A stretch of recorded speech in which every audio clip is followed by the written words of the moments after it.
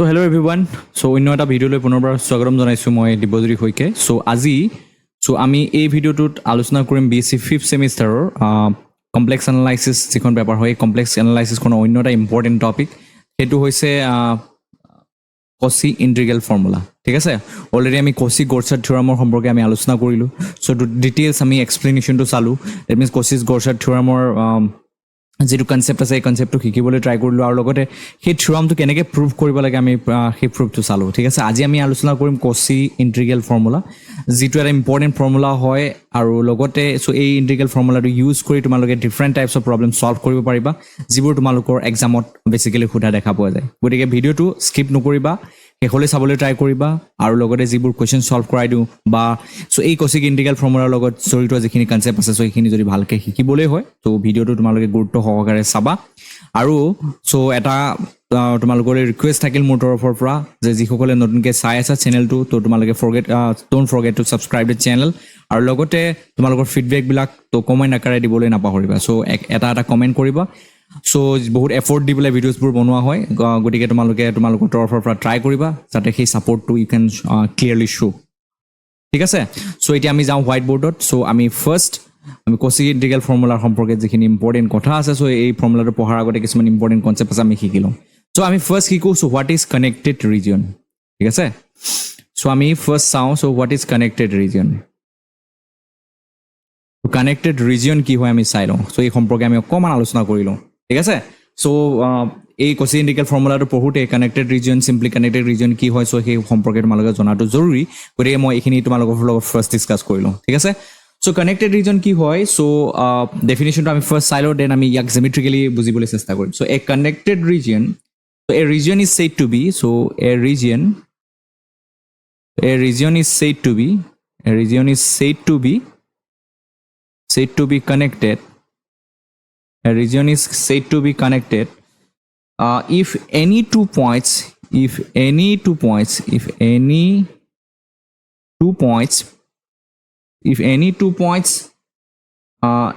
of a region D can be connected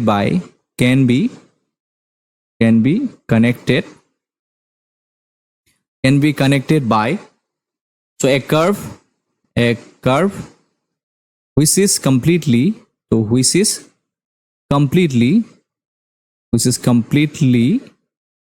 lies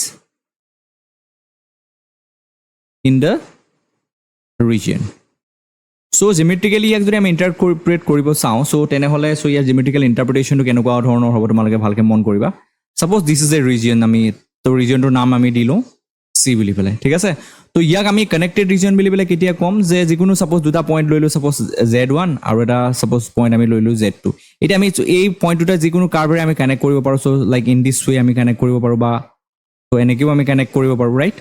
চ' এই point দুটাক যদি আমি কানেক্ট কৰোঁ তেনেহ'লে চ' এই কানেক্ট কৰাৰ পিছত এই পইণ্ট দুটা চ' ইয়াতে কি দিয়া আছে যে region is said to be connected if any two points on the region D so can be connected by a curve which lies completely in the region বুলি পেলাই দি আছে। গতিকে চ' এই পইণ্ট দুটা কানেক্ট কৰোঁতে চ' এই কাৰ্ভটোৰে আমি কানেক্ট কৰিব পাৰিছোঁ বা অন্য এটা কাৰ্ভ আমি যদি কানেক্ট কৰিছোঁ লাইক ইন দিছ ৱে আমি কানেক্ট কৰিব পাৰিছোঁ, ৰাইট। চ' এতিয়া চোৱা তোমালোকে কানেক্ট কৰাৰ পাছত চ' এই কাৰ্ভ দুটা কমপ্লিটলি এই ৰিজনটোৰ ভিতৰত লাই কৰি গৈছে। ঠিক আছে, তো এই যিটো ছেডেড কৰি দিছোঁ এই ৰিজনটোৰ ভিতৰত লাই কৰি গৈছে। চ' এনেকুৱা টাইপৰ আমি ৰিজনক আমি কি কওঁ চ' কানেক্টেড ৰিজন বুলি কওঁ। চ' এতিয়া আমি আহোঁ যে চিম্পলি কানেক্টেড ৰিজন কাক কোৱা হয়। চ' চিম্পলি কানেক্টেড ৰিজন কাক কোৱা হয় সেইটো জনাৰ পাছত আমি Cauchy ইন্টিগ্ৰেল ফৰ্মুলাটো আমি বুজিবলৈ চেষ্টা কৰিম আৰু লগতে ইয়াৰ লগত ৰিলেটেড দুটামান আমি প্ৰব্লেম ছল্ভ কৰিবলৈ ট্ৰাই কৰিম। এতিয়া চাওঁ আমি চ' চিম্পলি কানেক্টেড ৰিজন কাক কোৱা হয়। চ' কানেক্টেড ৰিজন কাক কোৱা হয়। ঠিক আছে, চ' চিম্পলি কানেক্টেড ৰিজনৰ ফাৰ্ষ্ট ডেফিনেশ্যনটো চাই লোৱা। So' a connected region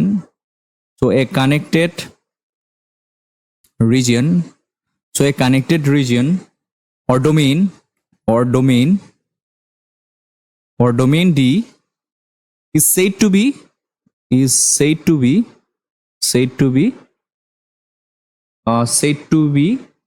simply connected.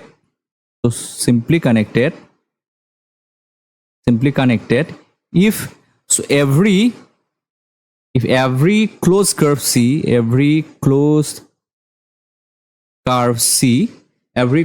C contain in D.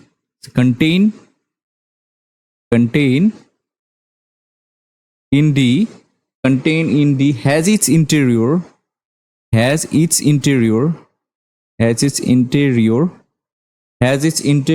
কি দিয়া আছে has its interior contain in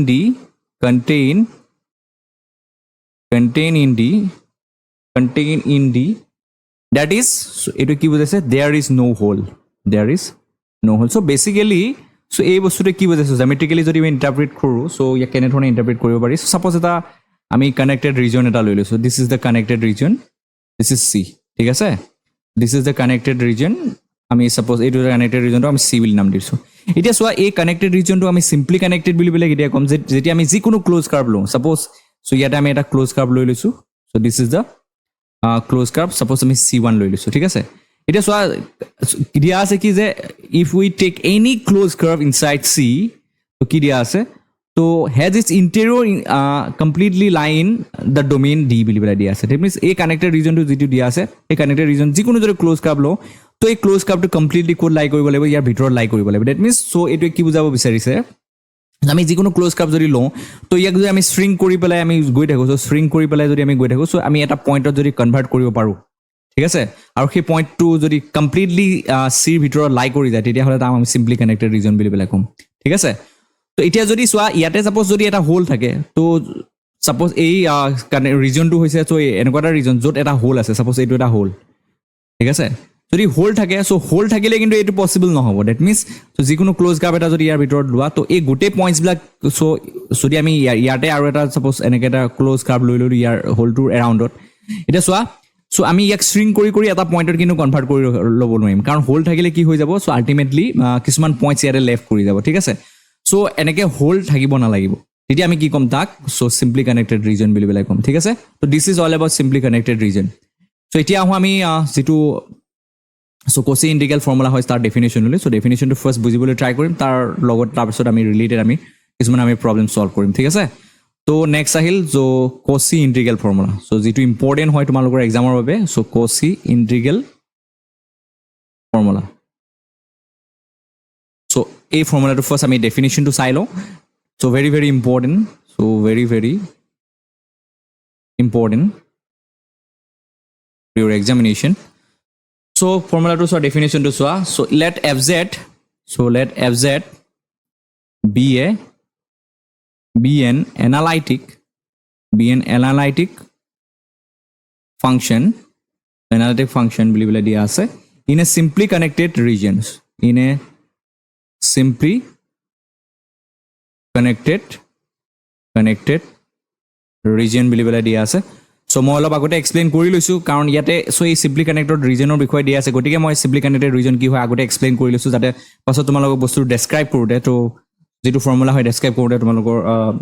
একো কনফিউজন নহয় and simply connected region or domain D বুলি বলে আমি লৈ লৈছো ঠিক আছে enclosed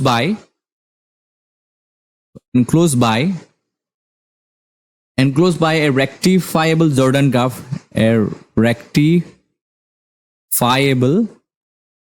Jordan curve Jordan curve C and let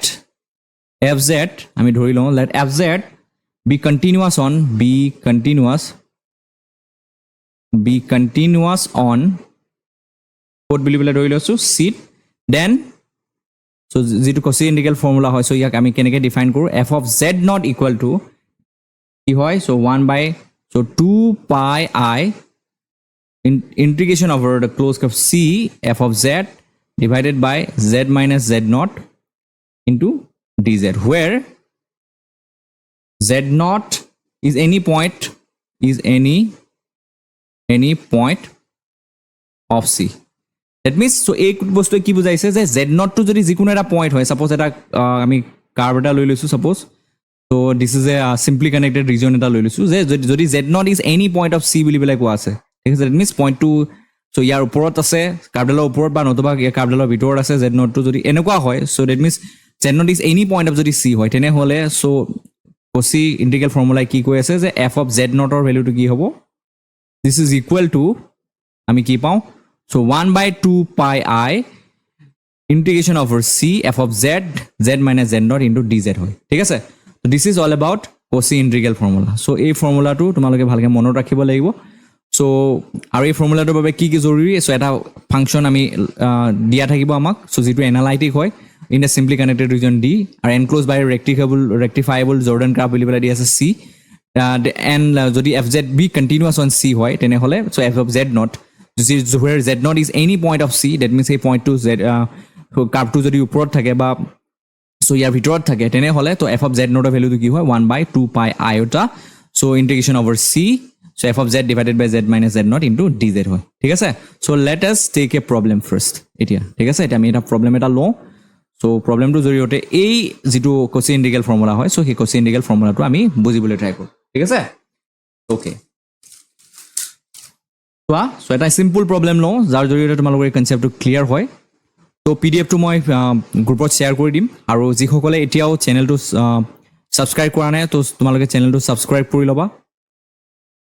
আৰু লগতে যদি সাবস্ক্ৰিপশনটো লবলৈ হয় তোমালোকে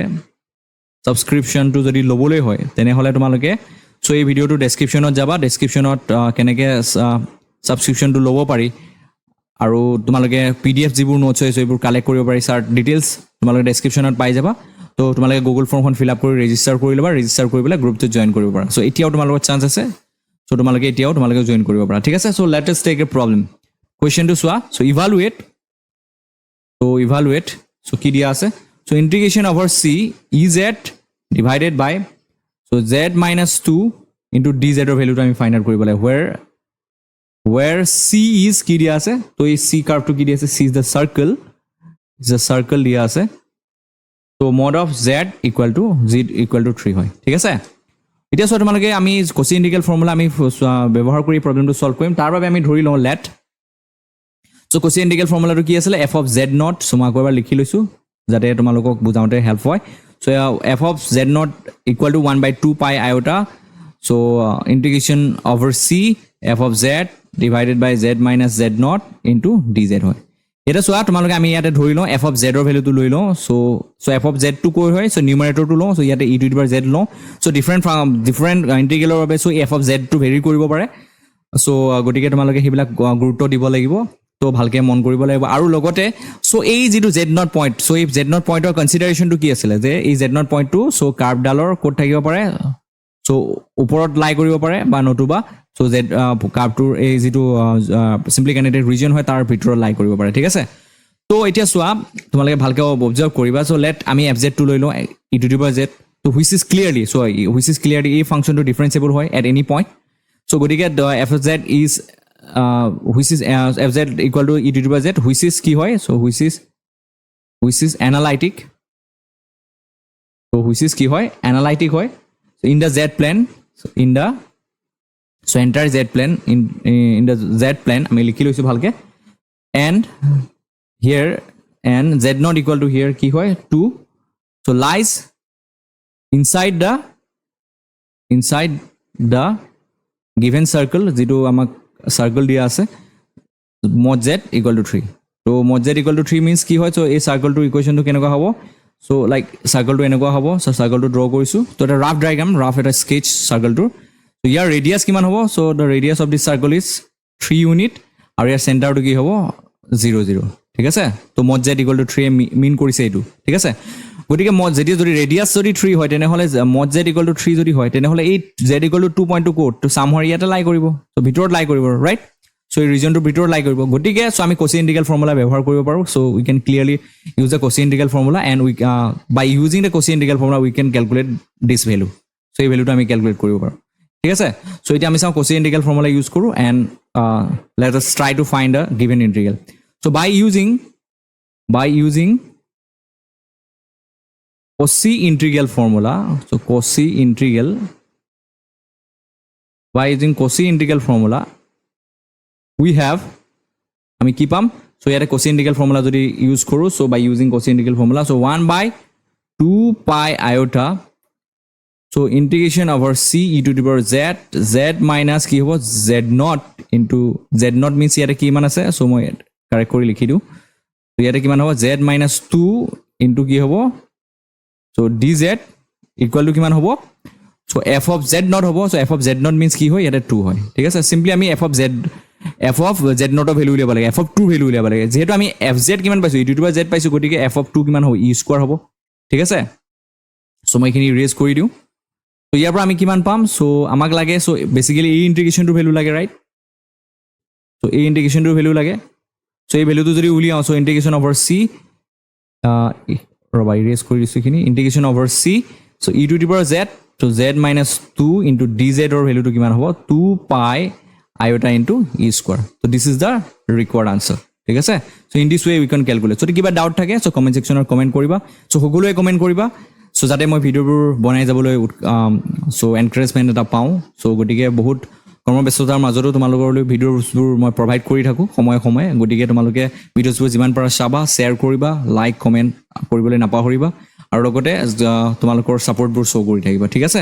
সো ভিডিওটো সোনকালে ভিডিওতে আপলোড কৰি দিম, যদি কিবা ডাউট থাকে মোক জনাবলৈ নাপাহৰিবা। So thank you for today, so we will